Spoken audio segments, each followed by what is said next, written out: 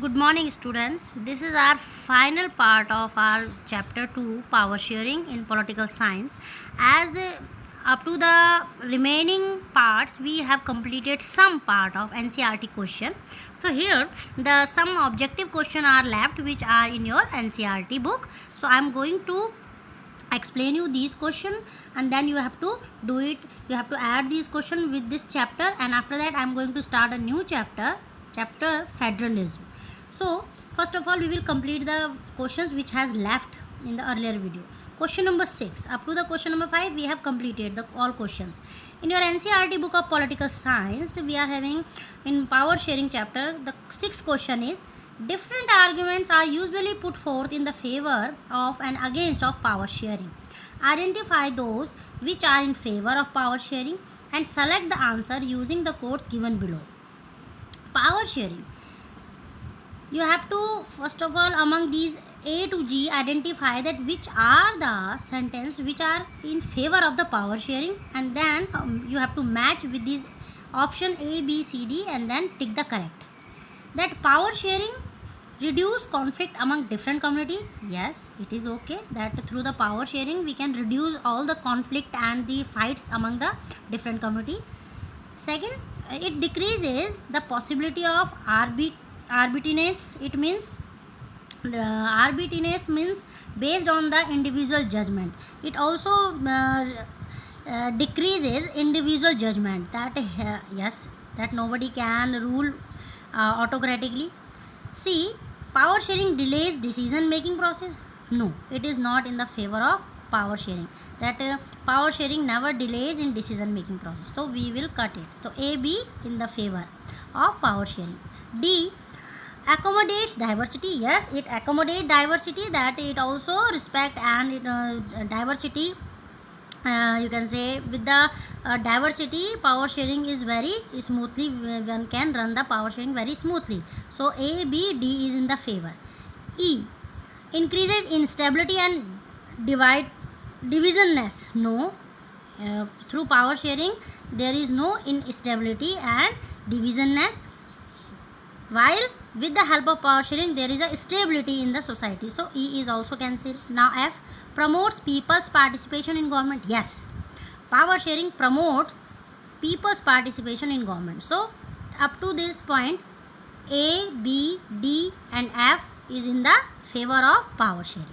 G, power sharing undermines the unity of a country. No, power sharing never decrease the unity of a country. So you have to choose the option from the option A, B, C, D which will having A, B, D and F point.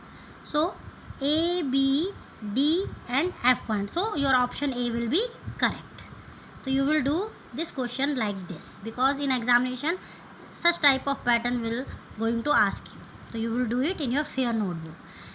Question number 7. Consider the following statement about power sharing arrangements in Belgium and Sri Lanka. You have to study all these A, B, C, D point and you have to consider that among which statement given above are correct. Which is correct? Which is in the favor of Belgium arrangements in power sharing Sri Lanka and Belgium and Sri Lanka. So in Belgium, the Dutch-speaking majority people try to impose their domination on the minority French-speaking community. No, it is not true. In Sri Lanka, the policies of the government sought to ensure the dominance of the Sinhala-speaking majority. Yes, it is correct. See, the Tamils in Sri Lanka demanded a federal government of the power sharing to protect their culture, language. Yes, that's why there was. It is correct. D, the transformation of Belgium from unitary government to a federal one prevented a possible division of the country on the linguistic lines. True. So among them B, C, D is correct. So which option will be correct? No. Option B, no. Option C, no. Option D, B, C and D. So your option D is correct, that regarding the power sharing arrangement in Belgium and Sri Lanka. So you have to do it. This question also in a fair notebook. Next question is a match-up question. Match list 1 forms of power sharing with list 2 forms of government and select the correct answer using the codes given below in the list. That you will do this question That not only that you will just write down the correct answer in the second list. First you have to match, then you have to down. You have to select one option among these all the options. So first, that power shared among different organs of the government. Where it has happened? So it has happened in which, that it has happened when the power shared among different organs of government. Community government, no. Separation of power, no. Coalition government, no. Federal government. So power shared among different organs of the government. For first point, your option D. First point, your option D will correct. Second, power shared among governments at different levels. So at different level, separation of power. Power shared by different social groups. When we add social group, it means community government. Power shared by two or more political party, then coalition government. So what is your answer? B, D, A, C. B, D, A, C. It means your C option is correct. Option C will be correct. You have to make the question like this. You have to copy the question just like this, so that you will be able to understand the pattern of the question. Next, question 9. Consider the following two statements on power sharing and select the answer using the quotes given below. Option A, point A, power sharing is good for democracy. Yes. Second, it helps to reduce the possibility of conflict between social groups. Yes. Which of these statements are true and false? Both are true. Yes, second option. Both A and B are true regarding the power sharing. So it is all about your NCERT folder question from the chapter power sharing for class 10. Now I am ending this chapter, as we have done the explanation, we have done the notes, important terms and all the NCERT questions plus additional question after every lecture. Now I am going to start another chapter of your political science, federalism. Now in revised syllabus, student, don't worry about it. After the unit 1 examination, I am going to give you particular revised syllabus for SST this year in a form of video, as well as I will forward in WhatsApp also that what is the revised syllabus of SST for class 10th, as so many chapters are reduced and some chapters are only kept to be study only for the map points in geography. In history also one chapter is totally deleted. I will give you all the information, but it will done only after the unit 1 examination. First, show your concentration, show your caliber on you can say on unit 1 online examination, and be very smart and active. Show your potential and smartness through your hard labor, not just only putting the fingers that how the marks will be given to you, because we know that how we have to segregate marks. We know that what content is solid, how the student have written standard form of answer. It depends that how the students are getting marks. It doesn't mean that we will count only the words limit. The content should be there, the justification of answer should be according to the question, then you will get marks, especially the good marks I am talking about. Now the second chapter of your political science, federalism. First one power sharing, second is federalism, and diversity and democracy is deleted totally. So here we are continuing the second chapter, not the third. Second chapter of civics, federalism. So starting of the chapter, what is federalism? You can say the change took place in 1993 was that, here you have to do start from the, let us get back to the contrast between Belgium and Sri Lanka that we saw in the last chapter. You would recall that one of the key change made in the constitution of Belgium was to reduce the power of the central government and to give these power to the regional governments. Regional governments existed in Belgium even earlier. They had their roles and power, but all these powers were given to these governments and could be withdrawn by the central government. The change that took place in 1993 was that the regional governments were given constitutional powers and were no longer dependent on the central government. That again, when we are studying the federalism, then we are tracing the example of Sri Lanka and Belgium, that how in Belgium when the constitution framed, the central and the regional government has formed, but in starting the central government was having the power, and you can say to ask the question to the regional government. Regional government was not independent body like the central government in Belgium, but by the 1993 the regional governments were given constitutional powers that were no longer dependent on the central government. But up to the 1993 in Sri Lanka, the regional government was also became an independent body with the help of constitutional power, and they were not depend totally on the central government. Thus, Belgium shifted from a unitary to a federal form of government. It means earlier Belgium was a unitary government, and by the 1993 it has changed into a federal form of government. So there was a different unitary government and the federal government.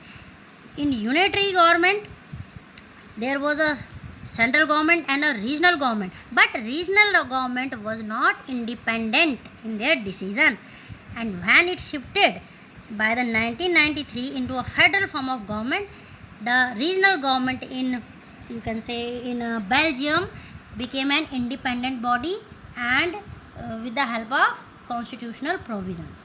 Sri Lanka continues to be for all practical purpose a unitary system where the national government has all the power. It means in when we say what is the difference between a unitary government and a federal form of government, that when we see that in Sri Lanka there was a unitary government. Unitary government means where the national government is having all the powers and other government is not independent body. Tamil leaders want Sri Lanka to become a federal system, but in Sri Lanka the Tamil leaders wanted that Sri Lanka should be a federal system where the regional government or the state government also having the power, and the central government will not you can say will not limit the power of the regional government. It means federalism. They were in the favor of federal system in Sri Lanka. Now we are coming to the point, after all, what is federalism? Federalism is a system of government in which the power is divided between a central authority and various constituent units of the country. That federalism is a system of government where power is divided between central and the central authority and the various constituent units of the country. Usually a federation has two levels of government. One is the government for the entire country, is usually responsible for a few subjects, as like India we are having central government of common national interest. The others are governments at the level of provinces or states that look after much of the day-to-day administering of their state.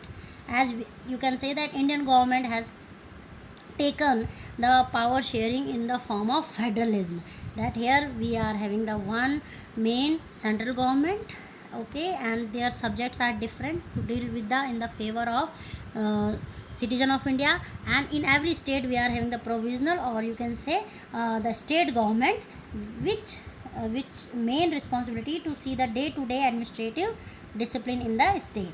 Both these levels of governments enjoy their powers independent of each other, and under federalism both the state government and the central government both enjoyed their power, and they both are independent body.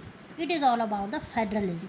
So one question developed from this one paragraph, that what do you mean by federalism? Second question we can draw from the content, that define one difference between unitary government and federal form of government. So here, that whatever you are studying, you also need to frame the question by your own in a various level, so that you will remember what content you have to study. But without a book, nobody can help you. Book is very much essential. Next, when we continue the chapter, in this sense, federations are contrasted with unitary government. So it is clear that federation या federal governments are contrasted with the unitary governments. Under the unitary system, now we are differentiating both, that what is the difference and how the unitary government is different from the federal form of government.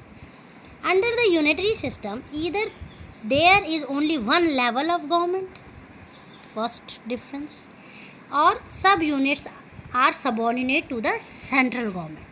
It means when we say in unitary system, then we are having only one level of government, or we are having the main one level of government and with its subunits are subordinate to the central government. The central government can pass on order to the provincial or the local government. And here under the unitary, the main government, it means central government, pass the various orders to the provincial or the local government. But in federal system, the central government cannot order the state government to do something like in India.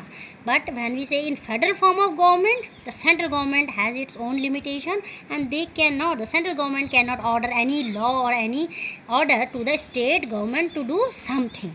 The state government has powers of its own like in India, for which it is not answerable to the central government. That in a federal system, every state government is having the capability and the power that whatever they want to do, they can do. They can do any changes or any new thing in their administrative system, and they are not answerable to the central government, and central government cannot interfere in their power. Both these government are separately answerable to the people, and both government, either the unitary or the federal, both government, and you can say yes, both unitary and as well as the federal, both type of government are answerable to the people. It means people are having the power to ask them, to question them where they are not satisfied from the government. So it is all about the difference between unitary government and the federal form of government. Let us look at some of the key features of federalism. It can be state any three key feature of federalism. So there are two or more levels of or tiers of government. In federalism, first feature of the federalism or the federal system of government, both are same thing, that in federalism, the first feature that in federalism two or more levels of government will be present. Second, different tiers of government govern the same citizen. Yes, either the state or the central. After all, citizens are the same. Although we are divided that we belong to Uttarakhand, but we cannot deny that we are the citizen of India. So whatever central government will pass the law, definitely we will be having benefited. We will have benefit from the central government decision and laws also, because after all we are the citizen of nation. Although we also benefited from the state government as we belong to a particular state, but both government are you can say govern the same citizen, but each tier has its own jurisdiction in specific matters of legislation, taxation and administration. But here that when it is all about the each tier, it means central and the state government both are having their own jurisdiction in specific matter. Their areas are different in the specific matters like legislation, taxation and administration. Yes, both government are free and their all these three areas are different from each other. They can draw any law to run smoothly their government at the center as well as state level. Third key feature of federalism is that the jurisdiction of respective levels or tiers of government are specified in the constitution. Yes, from where they are following these key feature. All these key feature has specified in the constitution that what are their area of their running the government. So the existence and authority of each tier government is constitutionally guaranteed. So whatever power either the state or the central government they were enjoying their power, it is, you can say, limited and already written in the constitution of India, as India is having the federal system of government. That's why I am giving you the example of India. But other countries which are also having the federal system of government, they are also you can say their existence and authority is already mentioned, constitutionally guaranteed in their country. The another fourth feature of federalism, the fundamental provisions of the constitution cannot be unilaterally changed by one level of government, such as changes require the consent of both levels of the government. And the another feature, that whatever fundamental provisions of the constitution cannot be one, yes, that if the both government wanted to change any fundamental provision against the constitution, then it needed the both government agreement. Both government have to agree on the same point. It can't be done by only one government. So this is also the important feature of federalism. Such changes require the consent, willingness of both levels of governments. It means any fundamental change or the provision can be done by the discussion of the both government, state government as well as the central government. They are not independently take or you can say implement any fundamental provision in the, you can say, in their working system. Fifth feature, courts have the power to interpret the constitution and the powers of different levels of government. So here we are seeing the power of law or the courts, that in federal system of government, courts is having the power that they can interfere in the constitution and the power of the different levels of government. That in state government affair and the central government affair, the courts can interfere regarding the decision. The highest court acts as an umpire if dispute arise between different levels of the government in the exercise of their respective power. Yes, in the case that where the central government and the state government is not having you can say not having the same you can say agreement on particular issue, whatever power they were exercising in their respective area, that time they both have to listen the Supreme Court's decision regarding the exercising of their powers.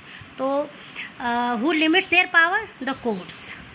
The sixth feature of federalism is sources of revenue for each level of government are clearly specified, ensure its financial autonomy.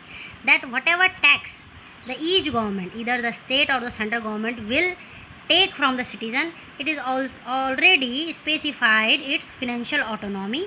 They can not impose heavy taxes which is not suitable, and they are also limited that how much percentage they have to impose as a form of tax from the state or the central government on their citizen. Now the last key feature of the federal system of government is the federal system thus has dual objectives: to safeguard and promote the unity of the country while at the same time accommodate regional diversity. So after reading this six key feature, we come to an end that federal system of government is having two objectives. First, that they are liable, they are responsible for the safety of the country people and to promote the unity among the people and to respect and look after the all regional diversity. Therefore, two aspects are crucial for the institution and practice of federalism. Governments at different levels should agree to some rules of power sharing. They should also trust each other, would abide by its part of agreement. An ideal federal system had both aspects, mutual trust and the agreement to live together. So if we want to run a federal system of government in a nation smoothly, so state government and the central government both have to develop the mutual trust for their functioning, and they have to show their agreement to live together. Means togetherness is very much essential to run a federal system in a nation. It is all about this lecture video. We will continue the later part of this chapter, federalism, in my next video. God bless you. Thank you.